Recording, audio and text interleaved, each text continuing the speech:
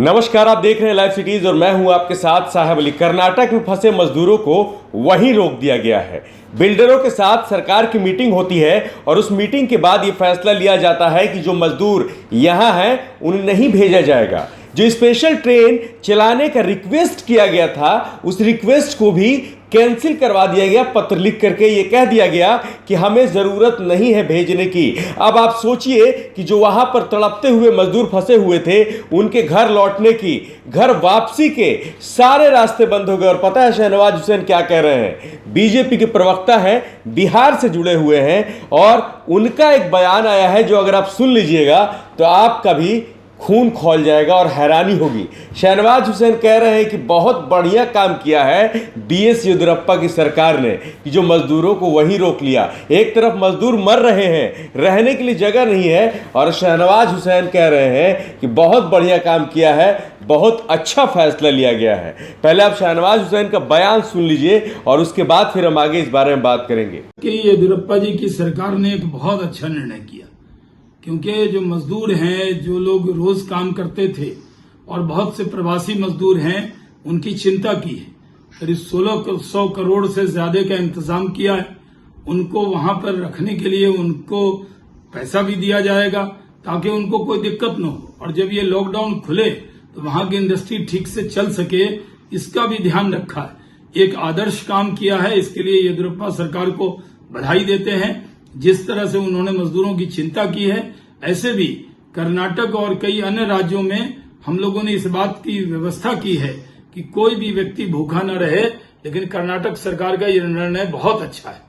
तो आपने सुन लिया, दावा कर रहे हैं कि हमने मजदूरों के रहने के लिए व्यवस्था की है, हमने सब कुछ इंतजाम किए हैं। लॉकडाउन के खत्म होने के बाद अगर वो मजदूर चले जाते तो फिर काम कौन करता? मतलब क्या बंधुआ मजदूर है क्या? गुलामी करा रहे हैं क्या आप किसी से कि किसी को ऐसे वक्त में खाना तक नसीब नहीं है? लोग रह रहे हैं और इतनी अनहाइजेनिक तरह से लोग वहां पर रह रहे हैं। जो मजदूर फंसे हुए हैं, क्या वो लोग गुलाम हैं? आप क्या गुलामी लिखवा के रखें क्या? आप क्या अगर काम करते हैं तो फिर ऐसे वक्त में जब सरकार का ये स्पष्ट आदेश था कि आप अपने एम्प्लॉय के, अपने लोगों की सभी जिम्मेदारियां उन कंपनियों को उठानी है जो लोग वहां पर फंसे हैं, चाहे वो वेतन देना हो, चाहे उनकी देखभाल करनी हो, तो फिर ऐसा हुआ क्यों नहीं?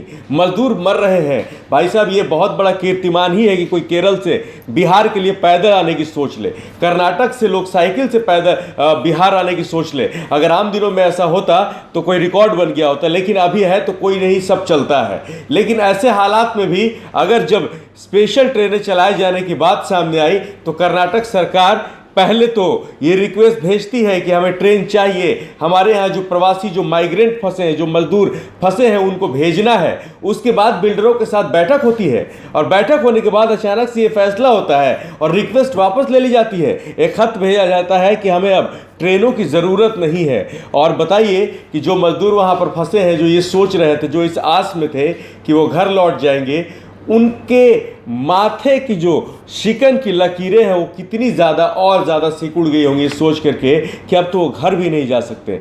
जो माइग्रेंट, एक तो पहले ही ऐसे नियम आ गए, जब शुरू में लॉकडाउन के बाद जब ये कहा गया कि अब राज्य सरकार इंतज़ाम कर ले अपने लोगों को ले जाने का, रिक्वेस्ट करे इंडियन रेलवे से, और उसके बाद दोनों के समन्वय से सहमति बनाए और इन लोगों को यहाँ से ले जाए अपने स्टेट में।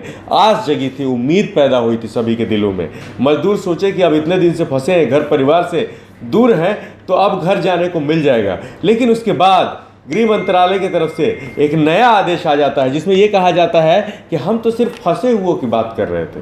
फंसे हुए मतलब समझते हैं ना आप, जो अभी गए और तुरंत जा करके वहाँ फंस गए, किसी काम से गए थे, शादी ब्याह में गए थे, या फिर किसी चीज़ को लेकर किसी रिश्तेदार से मिलने गए थे, किसी बीमारी के सिलसिले में गए थे, इलाज कराने गए थे और वहाँ पर फंस गए। उन्हीं लोगों को निकाला जाएगा जो वहाँ पर 5-6 साल से रह करके रोजी रोटी कमा रहे हैं। वो ये ना सोचें कि उनको वापस भेजा जाएगा।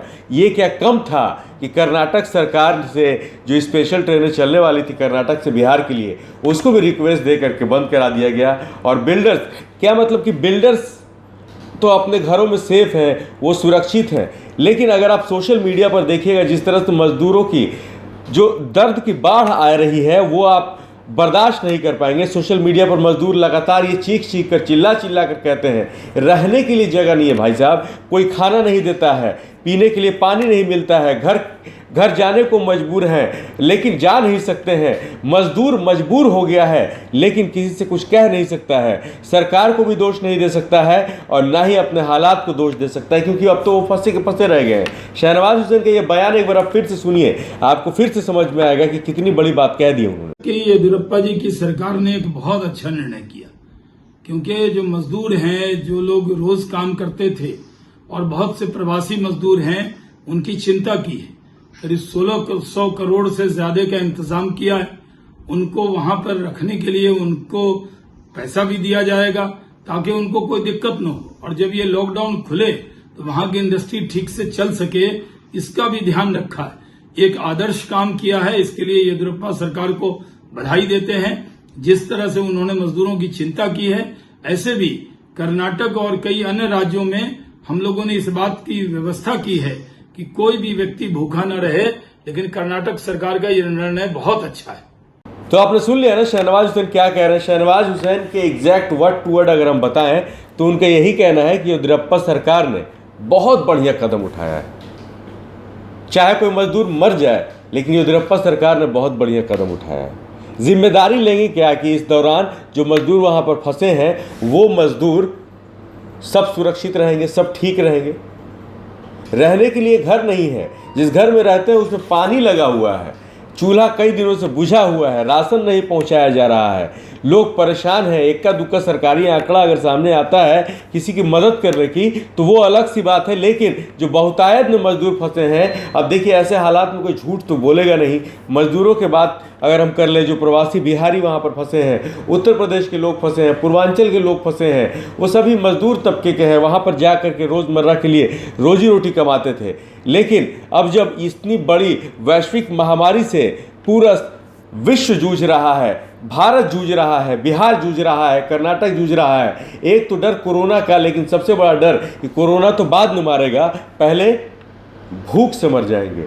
तो शहनवाज हुसैन है, गैर जिम्मेदार बयान इसको कहा जा सकता है कि उन्होंने इस तरह को लेकर के, बिहारियों को लेकर इस तरह का बयान दिया है। आप लाइव सीरीज साथ बने रहिए, हम आपको बिहार समेत देश दुनिया की तमाम खबरों से लगातार अपडेट रख रहे हैं। अगर अभी तक आपने हमारे यूट्यूब चैनल को सब्सक्राइब नहीं किया है, सब्सक्राइब कर लीजिएगा, फेसबुक पेज को लाइक कर लीजिएगा। धन्यवाद।